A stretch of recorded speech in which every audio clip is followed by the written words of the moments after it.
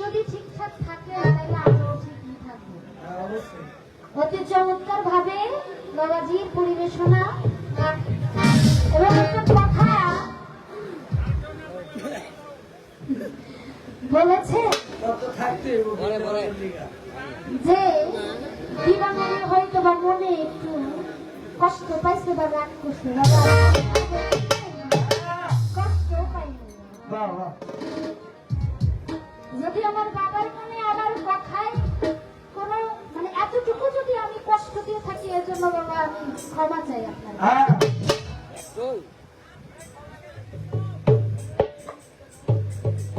একটি গান করলেন, ভিখারি দুয়ারে খাড়া ভিক্ষা দিয়ে বিদায় কর, ঘরের মালিক রে ক্ষুধায় ভিখারি মরলে কলঙ্ক।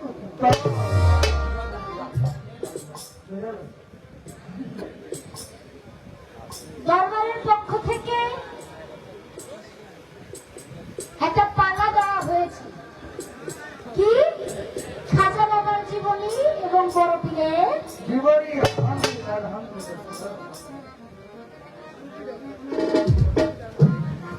যাদের নাম আমাদের প্রত্যেকের অন্তরে গাথা, যারা আমরা এই তরিকার আওতায় আছি, তারা কেউ চাইলেও খাজা বাবা বড় পীরের নাম কোনোদিনও ভুলতে পারবো পালায় যাওয়ার আগে এই যে ক্ষুধায় ভিখারি বললে কলঙ্ক তো, এইখানে আমার একটা কথা আছে, একটু বলবো? বাবা, ক্ষুধায় ভিখারি কখনো বলে না। ভিখারির মতো যদি ভিখারি হয় আর মালিক যদি মালিকের মতো হয়, তাহলে মালিকের ভিখারি কখনো ক্ষুধায়। আলাউদ্দিন আল সাবিরির কথা শুনছেন তো আপনারা? শুনেন নাই? শেখ ফরিদ আউলিয়া তার ভাইটা ছিল, তাদের সম্পর্ক মামা ভাইটা। শেখ ফরিদ আউলিয়ার দরবারে আলাউদ্দিন আল সাবিরি তার মাকে নিয়ে যায়। মা গিয়ে বলে, ভাই রে, তোর দরবারে তো কত মানুষ আসে শিক্ষা নেওয়ার জন্য, আল্লাহর দ্বীনের শিক্ষা, কত মানুষ পড়ে থাকে, আমার এই কলিজার ধন, আমার এই ছেলেটাকে আমি তোর দরবারে রেখে যাই, যাতে তোর কাছে থেকে যাতে দ্বীনের শিক্ষা নিয়ে জীবনে বড় হতে। শেখ ফরিদ আউলিয়া তিনি বললেন, ঠিক আছে বোন, তুমি রেখে যাও, আমি দেখছি, মালিক সব দেখবো। এবার আলাউদ্দিন আল সাবিরিকে বলল, তুমি যাও রন্ধনশালায়, রন্ধনশালায় যে লঙ্গরখানা আছে, যেখানে ভক্তদেরকে খাওয়ানো হয়, আছে না দরবারে দেখবেন ভক্তদের খাওয়ানোর জন্য একটা লঙ্গরখানা থাকে। আলাউদ্দিন আল সাবিরিকে একটা দায়িত্ব দিয়ে দেয়, তুমি শুধু মানুষরে খাওয়ায় যাও। আলাউদ্দিন আল সাবিরি তার পীরে বলছে কি মানুষকে খাওয়ায় যাইতে, দীর্ঘ 12 বছর সে শুধু মানুষটাই খাওয়ায় যেতে। এমন অবস্থায় 12 বছর পর তার মা আসে, মা এসে বলে, আমি আমার ছেলেটার একটু দেখতে চাই। খানা থেকে আলাউদ্দিন আল সাবিরিকে ডেকে আনবে। ডেকে আনার পর তার যে শরীরের অবস্থা দেখে মা দু চোখের পানি ছেড়ে দিয়ে বলে, ভাই রে, আমি আমার কলিজার ধনটাকে তোর কাছে রেখে গেলাম, তুই ওর দেখা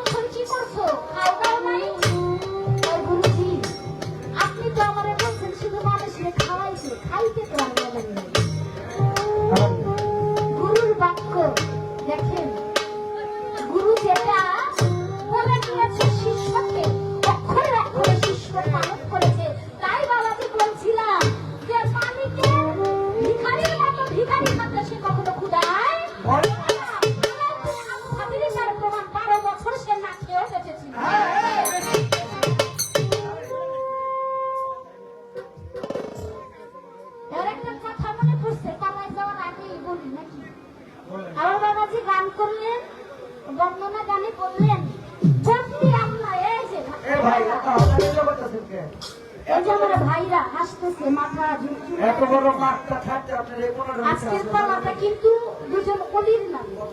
তারা মাদার জাত অলি, মাতৃকুল থেকেই তারা অলি। একজন খাজা বাবা, একজন বরতির আব্দুল কাদের জিলানী।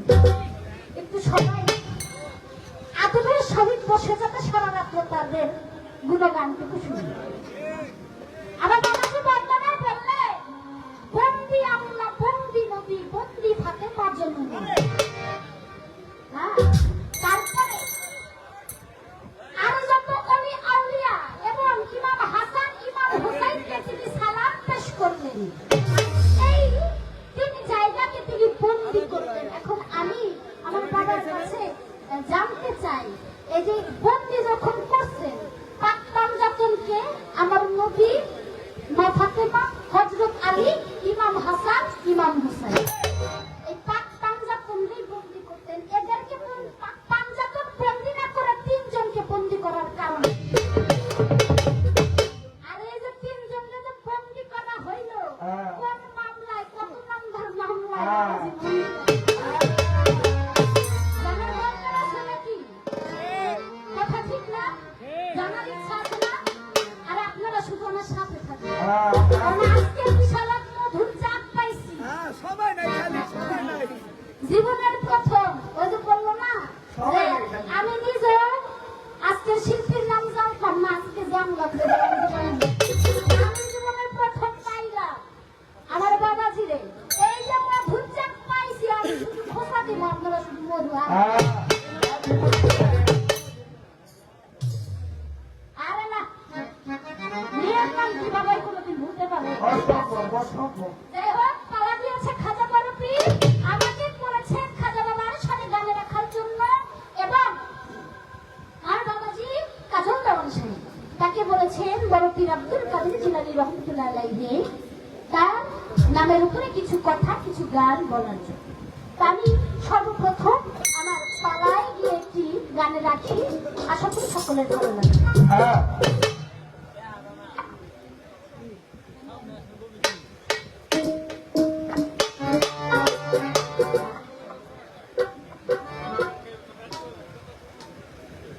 Oh,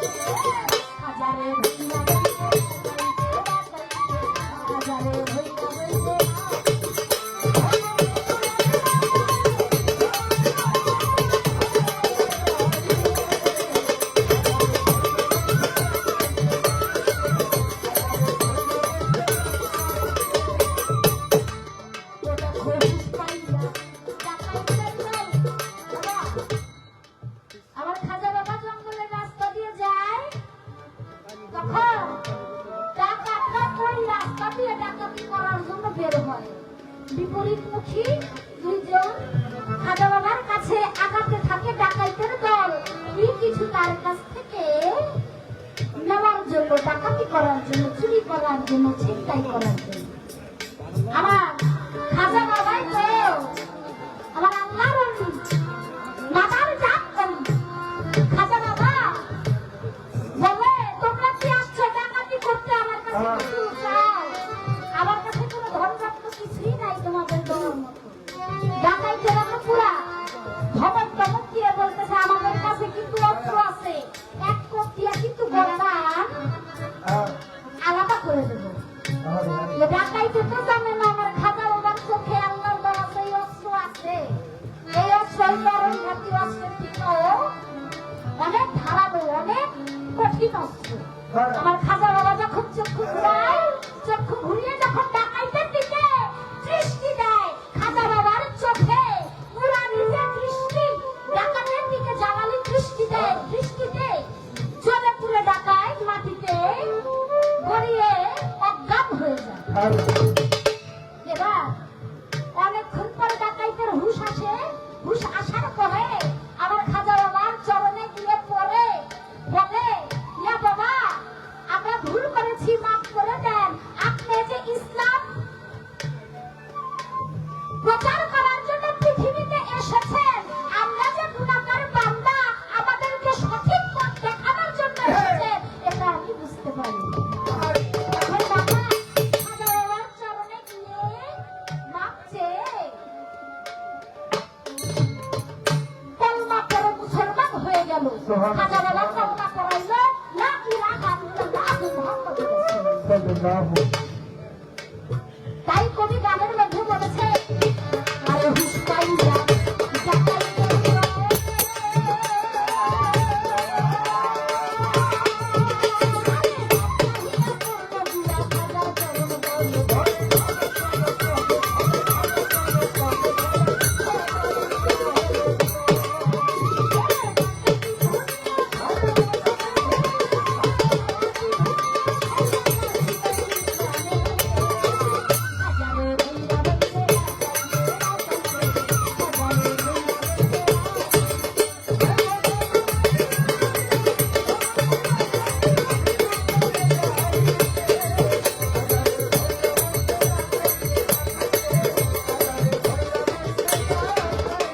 আমার খাজা বাবা যেই ঘরের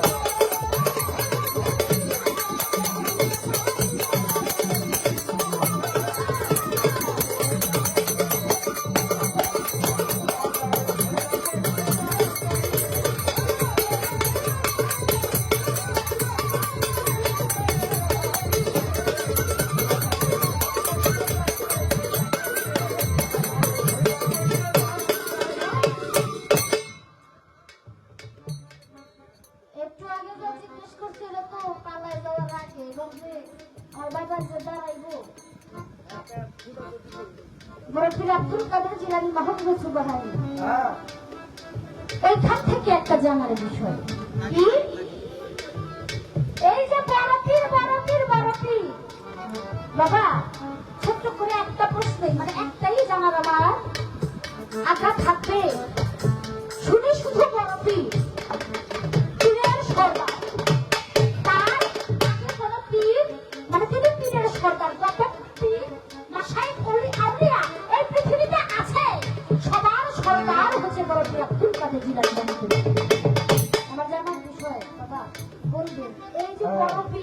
আরে। পৃথিবীতে এত এত অলি আউলিয়া হ্যাঁ। সত্য।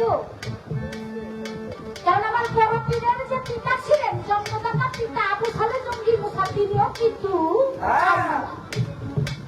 তিনি থাকলে আমার বড় পীরের যে পীর আছে সে থাকতে আর একটু ছোট করে জানবো বড় পীরের যে পীরের নাম এটা তোমার বাবার কাছে আমার জানার বিষয়। আর জানতে চাবো হ্যাঁ।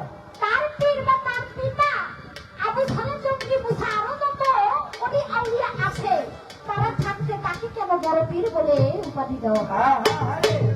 জানার দরকার আছে না বাবা? অবশ্যই। মানে সে কেন পীরের সর্দার হইল এই ছোট্ট করে এই জানার থাকবে।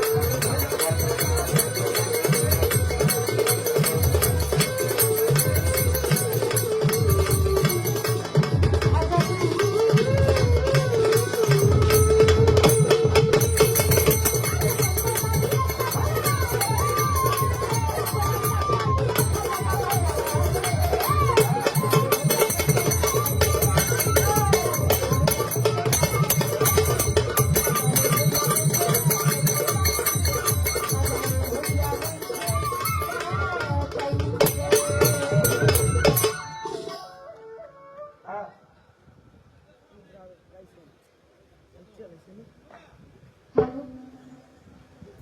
গান কি ঠিকঠাক বোঝা যায় বাবা? আলহামদুলিল্লাহ। দেবতাহতে আগত বিশিষ্ট ব্যবসায়ী মোতাবেক ভাই খাজা বাবার নাম স্মরণে 500 টাকার মাধ্যমে আশীর্বাদ করেছে তার প্রতি ভক্তি এবং হ্যাঁ, সালাম রাখি। কাকা, বলবেন কিছু? আমরা আছি। ইয়ার হোসেন এটা রাইট কথা, রাইট কথা, দাঁড়ান, একটু অপেক্ষা করি। বুড়িকান্দি থেকে আগত তিনি আরো 100 টাকার মাধ্যমে আশীর্বাদ করলেন। এটা রাইট কথা, রাইট কথা। জানে পছন্দ কাকাগুলো করতে হয়। একটু চালিয়ে নিন গো, সময় নেই। আমার নাম বিল্লাল হ্যাঁ, ভাইয়ের নাম বিলাল।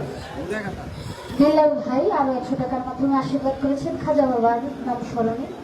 সকলের প্রতি ভক্তি রেখে আমি আরেকটি ছোট্ট করে খাজা বাবার সামনে গানে রাখবো আমার মাতার কবি রাজ্জাক তরণের দরবারে ভক্তি রেখে।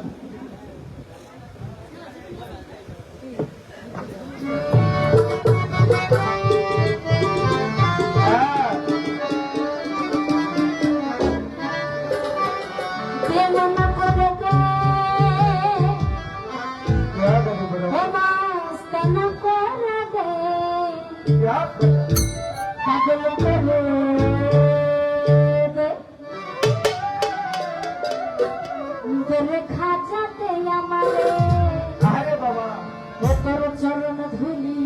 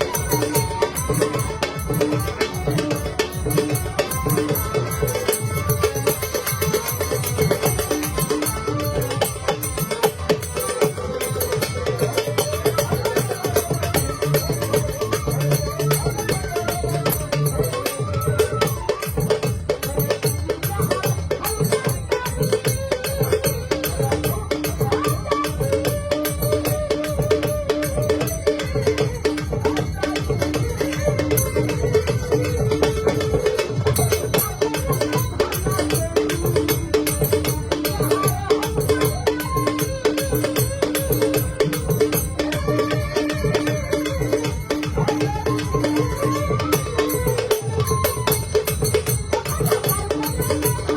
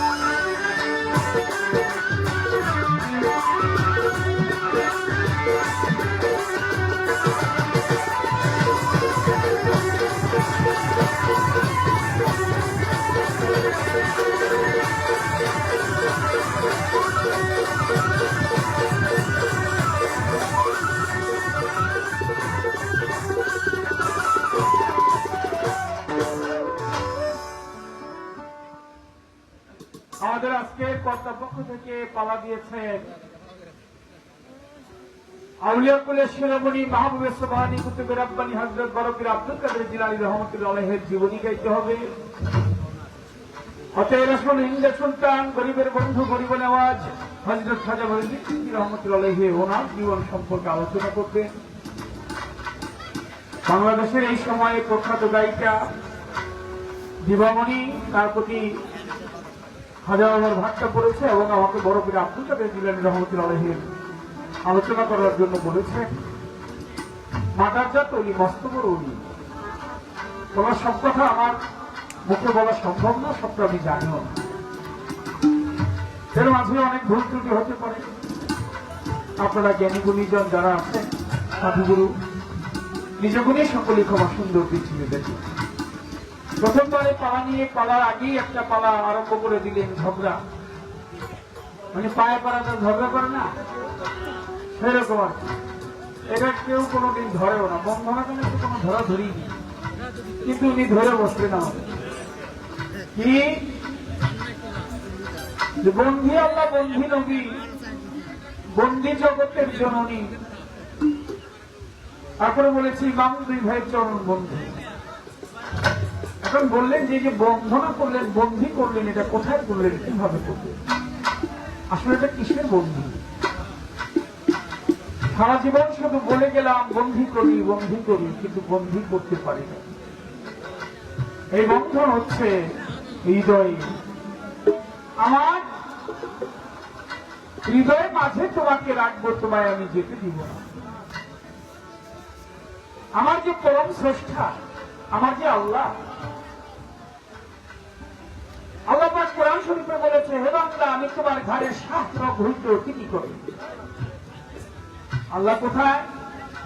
ঘাড়ের শাস্ত্র ঘুরতে অতি নিকটে। এখন যদি প্রশ্ন করি এত নিকটে, তাহলে কি কেউ কখনো তাকে দেখেছে? আমার মতো সাধারণ যারা তারা দেখতে পারে না, কিন্তু যারা দেখেছে তারা আল্লাহর ওলি হয়েছে। যেমন বরকবীর আব্দুল কাদের জিলানী, খাজা মঈনুদ্দিন চিশতি রাহমাতুল্লাহ আলাইহি, ইমাম আবু হানিফা, আমাদের যে ইমাম সুন্নি মুসলমান যারা আমরা দাবি করি, তারই নামের এক ইমাম ইমাম আবু হানিফা, তিনি বলেছেন আমি আল্লাহকে 100 বার দেখেছি। কি বলেছেন? আল্লাহকে 100 বার দেখেছি। ইমাম আবু হানিফা বলে, এটা আমি বলি না। আমরা যারা এই চার মাযহাবের ইমাম হানিফি মাযহাবের আমরা যারা অন্তর্ভুক্ত, যারা মাযহাব মানি, ইমাম হাম্বলি, ইমাম মালিকি, ইমাম শাফি, আমাদের ইমাম বললেন যে আল্লাহকে তিনি 100 বার দেখেছেন। আল্লাহ আসলে কিভাবে তিনি দেখলেন? ওই রকম লোক হইলে দেখতে পারে, নয়তো দেখতে পারে না। আমি সারা জীবন গান করি, অনেক বছর হয়েছে গান করা, ছোটবেলা থেকে বাবা মায়ের হাতে করি। আমি তো গান করলাম, বন্ধনা প্রতিদিন করলাম, আসলে তো বন্ধি করতে পারিনি। যদি করতে পারতাম তাহলে গান করতাম। যে আমাকে পাঠিয়েছে, যিনি দয়া করে আমাকে মানুষ রূপ দিয়েছে, আমি কি তাকে বারবার আহ্বান করি তোমাকে বন্ধি করি আমার হৃদয়ে, কিন্তু আমি বন্ধি করতে পারি না। যদি পারতাম তাহলে এই সমাজে এই মানুষের কাছে আমি থাকতাম। তাই সেই কথাটাই বলেছি, সন্ধির মাধ্যমে হৃদয়ে তোমাকে বন্ধন করতে চাই। তোমার বন্ধন আমি সেই হৃদয়ে তোমাকে আমি রাখতে পারিনি। যদিও তুমি থেকে থাকো আমার অন্ধ চক্ষু, আমি চোখে দেখি না, তুমি কোথায়? লালন সাহেজি বলেছে, সে আর লালন এক ঘরের রয়, তবু 1,00,000 যোজন থাকবে। এক ঘরেই কিন্তু বসবাস, তারপর নাকি 1,00,000 যোজন সে এখানেই থাকে, মানুষের মাঝেই বিরাজিত। কবিগণ বলেছে যুগযুগে, কোথায় স্বর্গ কোথায় নরক, কেবল বহুদূর, মানুষের মাঝেই স্বর্গ নরক, মানুষেই সুরজ। গাই সাম্যের গান, মানুষ হচ্ছে বড় কিছু নয়, নয় কিছু মহিয়া, মানুষ হচ্ছে বড় কিছু নয়। ফেরেশতারা মানুষকে চিন্তা করে, এবং আল্লাহ পাক তার নিজ সূরতে আদমকে তৈরি করেছেন। এর জন্য ফেরেশতারা চিন্তা করেছিলেন সর্বশ্রেষ্ঠ মানুষকে বলা হয়েছে আশরাফুল মাখলুক। আমি আশরাফুল মাখলুক সর্বশ্রেষ্ঠ হয়েও আমার যে বন্ধন তার সাথে করার দরকার ছিল, তাকে দেখার দরকার ছিল, তাকে জানার দরকার ছিল, আমি সেইভাবে তাকে বন্ধনে আবদ্ধ করতে পারিনি। তাই বলেছি বন্ধু, এ বন্ধু অন্য বন্ধি না, হৃদয়ের বন্ধনে যে ব্যক্তি বন্ধন করতে পেরেছে, বন্দী করতে পেরেছে, সেই ব্যক্তি আল্লাহর নৈকট্য লাভ করেছে। মনসুর হাল্লা কি বলছে? আইনাল হক, আইনাল হক, আনতাল হক। আমি নিজেই খোদা। শরীয়তে সরার কাজী বলছে মনসুর নিজেকে খোদা বলে দাবি করিও না, এটা শিরিক করা হয়। মনসুর বলছে আমি কি করবো, আমি বলতে চাই না, আমার ভিতর থেকে কি যেন মনে হয় তোমার শিরক ছেদ করা হবে, সুরে চালানো হবে, তোমাকে আগুনে পোড়া দেওয়া হবে। মনসুর হাল্লা বলে যা করো, খুশি যা মনে হচ্ছে তাই করতে থাকো, কিন্তু তুমি যে আমাকে বাধা দিচ্ছ, আমি যে নামকর্ম ভাবে বলবো আমার মন থেকে আসে না, যারটা সেই বলায়, এর জন্য আমি বলি। আমি কি বলি সে বলায় বিধায় আমি বলি। আমার ক্ষমতা আছে নাকি গান করবো? আপনারা বসে আছেন, ক্ষমতা আছে নাকি? বাড়িতে যেতে পারবেন কিনা এই ওয়ারেন্টি গ্যারান্টি কেউ দিতে পারবে?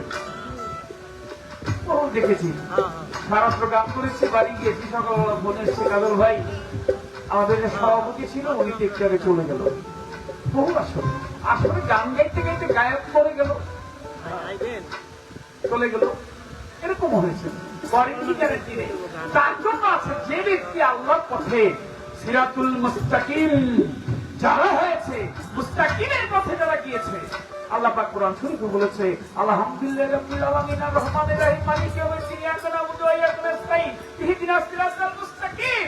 সিরাতাল মুস্তাকিমের পথে যারা, ওলিয়া উলিয়াদের পথে যারা, তারা তাকে বন্দী করতে পেরেছে।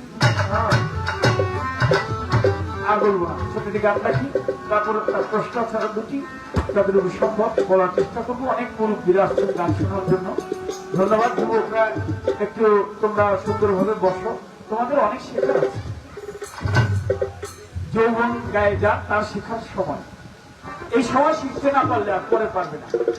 মানুষের গুরুত্বপূর্ণ সময় হচ্ছে 15 থেকে 25, 25 থেকে 40, 15 বছর, 25 থেকে 40, এই 15টি বছর প্রত্যেকটি মানুষের জন্য গুরুত্বপূর্ণ, ইম্পর্টেন্ট।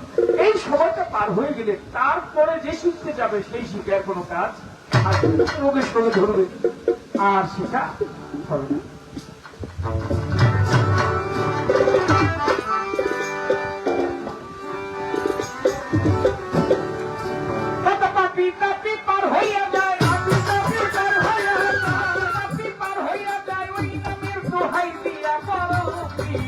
তুমি যে সরকারি আউলিয়া বলবি, তুমি যে সরকারি আউলিয়া,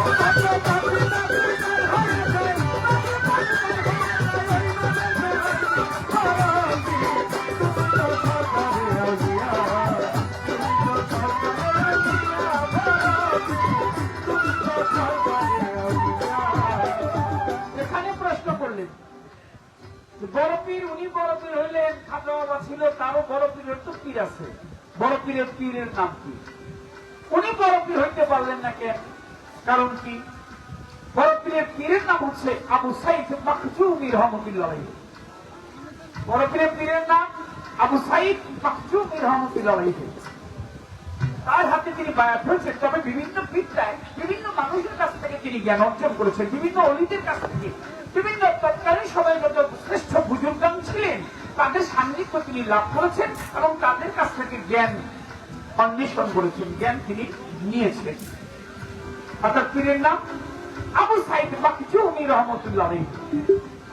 আরেকটা প্রশ্ন আছে, বলতেছি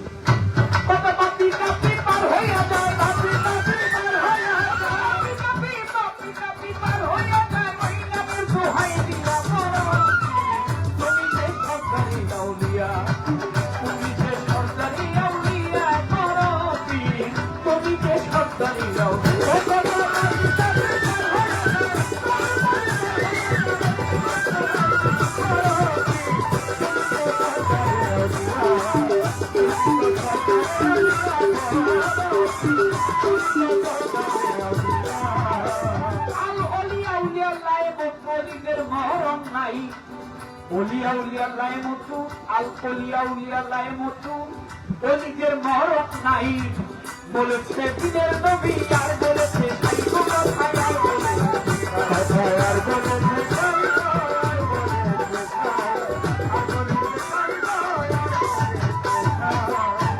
আল অলিয়া উলিয়ার রায় মতো অলিদের মহরত নাই বলেছে দিনের নবী আর বলেছে সাইকো কথায় আর বলেছে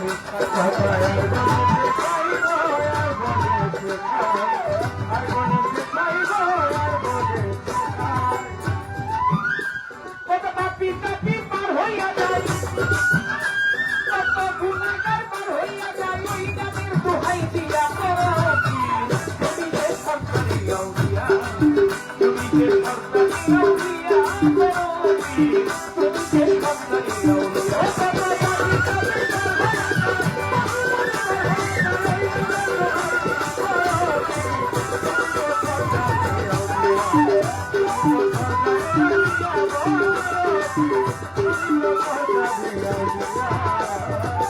তোমার নামে পাথর গলে আগুন হয় পানি তাই তো তোমার নাম হইল জিলানের জিলানি জিলানের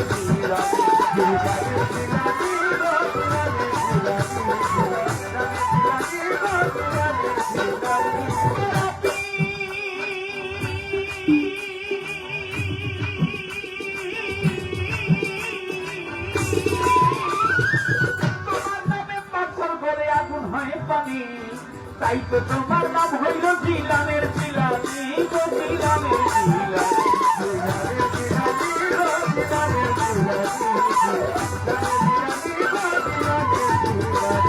তোমার ভক্ত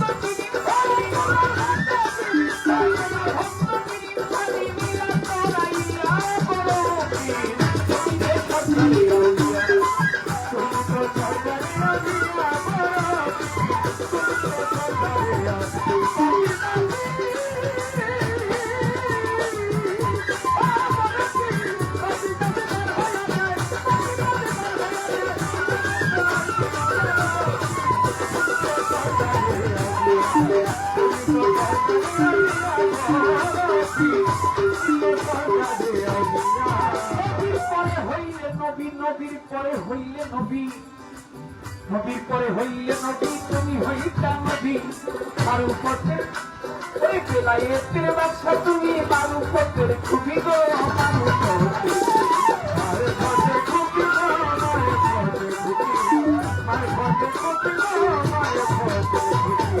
নবীর পরে হইলে নবী তুমি হইতা নবী বেলায়েতের ব্যবসা তুমি বারু পথের ছবি গো বারু পথের ছবি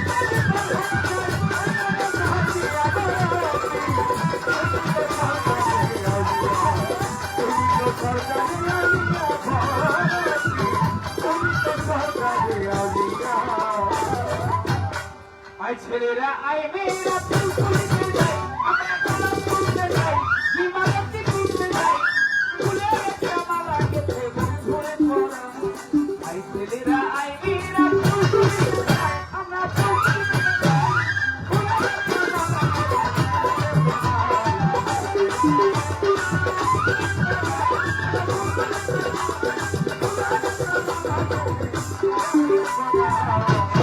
আছেন যারা ভক্ত আসে কান যেইভাবে বসে শুনছেন বিচার বাউল গান আপনারা বসে বসে চললে একটু দোয়া আপনাদের দোয়া পেলে হবে যে গান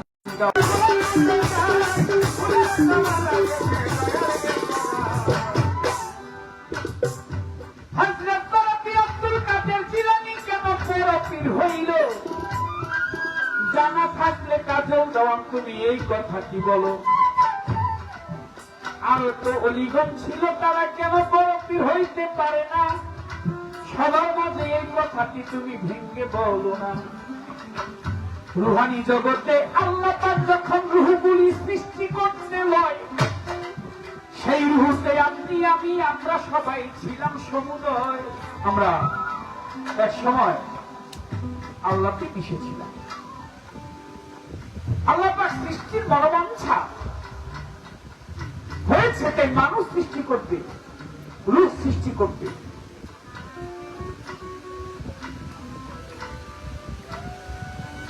সমস্ত রুহানি মোবারককে যখন আল্লাহ পাক সৃষ্টি করে, পয়দা করে, তৈরি করে, রূহ মোবারককে বলা হলো তোমরা দাঁড়িয়ে যাও সারিবদ্ধ ভাবে। প্রথম কাতারে যারা দাঁড়িয়েছিলেন তারা হচ্ছে নবীগণ। দ্বিতীয় কাতারে দাঁড়িয়েছে ওলি আউলিয়া ছিল যত। তৃতীয় কাতারে সাধারণ মানুষ, কথা শুনবেন মনের মতো। এক নম্বর কাতার নবী, অলি, নবীগণ, পয়গম্বরগণ। কোরআন শরীফের মধ্যে আসছে 4 প্রকারের লোক বিনা হিসাবে বেহেশতি। এর মধ্যে 1 নাম্বার হচ্ছে নবীগণ। শানে নজুল, কোরআন শরীফের সূরা ফাতিহা শানে নজুল পড়লে পাবেন 4 প্রকারের লোক বিনা হিসাবে জান্নাতবাসী। 1 নাম্বার নবীগণ। দ্বিতীয় নাম্বার হচ্ছে সালেহগণ। সালেহগণ যারা আল্লাহর রাস্তায় বাহির হয়ে গেছে। এই দুনিয়ার কোনো লোভ লালসা তাদের ছিল না। টাকা পয়সা, ধন দৌলত, বাড়ি গাড়ি, এগুলোর চাহিদা ছিল না। শুধু দেখেছে মালিককে। মালিক তোমাকে চাই। ওই যে গান করেছিলেন, ভিখারি দুয়ারে খাড়া, ভিক্ষা দিয়ে বিদেয় কর। ঘরের মালিক দিয়ে ক্ষুধায় ভিখারি মরলে হবে কলঙ্ক।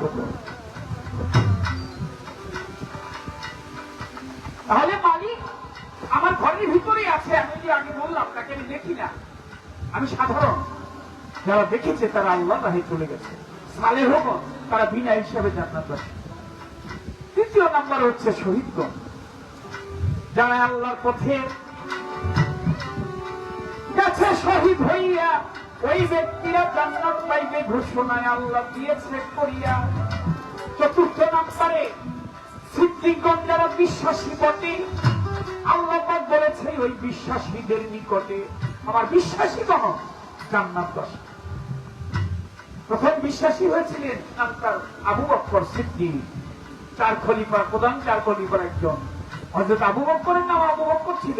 রাসূল মিরাজের রাতে মিরাজ করে হযরত আবু বকর সিদ্দিকের কাছে, আবু বকরের কাছে আসলেন। এসে বললেন, আবু বকর, আমি এক রাতে 27 বছর কাটিয়ে আসছি।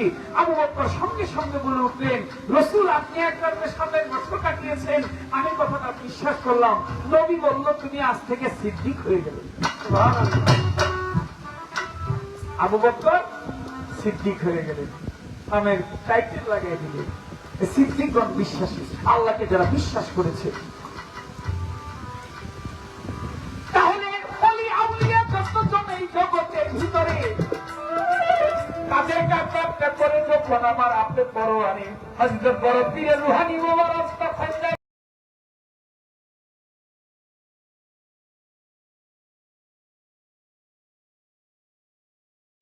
এক পাগলায় কাবা ঘরের দিকে পাও দিয়ে শুয়ে রয়েছে।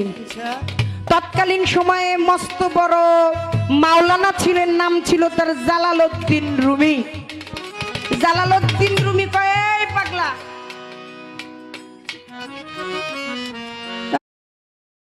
আমার ঢুলি রে,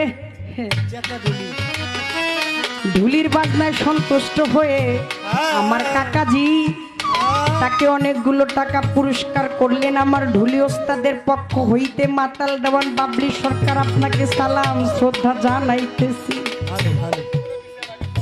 সবাইকে 100 টাকা করে করলেন দোয়া এবং করলেন আশীর্বাদ।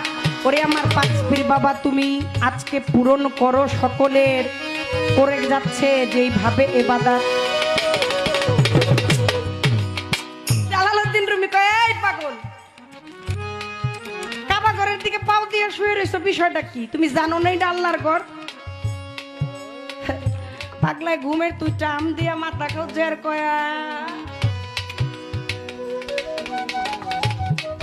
কেদায় জালাল নাকি রে? জালালউদ্দিন রুমি কয় কি? আমি হলেন মাওলানা জালালউদ্দিন রুমি, আমারে কয় জালাল নাকি রে? কয় বাবা জালাল কইলি যে আমি এই আল্লাহর ঘরের দিকে পাও দিয়ে হয়ে রয়েছি, তো এটা কি আল্লাহর ঘর নাকি? কয়, "এই!" পাগলের পাগল, একে তো পাও দিছে করতেছে বেদ দুবি, এরপরে আবার কয় আল্লাহর ঘর নাকি। চোখকে দেখো না, চোখ কানা নাকি? হ্যাঁ? আবার ঘরের দিকে পাও দিয়ে বই রইছো। কয়, বাবা তাহলে আমি মনে করো চোখকে নাই দেখতেছাম, তুমি তো চোখকে দেখো, তুমি একটু চোখে দেখে যাই না শুই না আল্লাহর ঘর হেনে যখন আল্লাহ আছে তুমি বুঝতেছো, তাহলে আল্লাহ যেই দিকে নাই তুমি একটু চোখ দিয়ে দেখে আমার ঠ্যাং দুটো ওই দিকে ঘুরে দাও।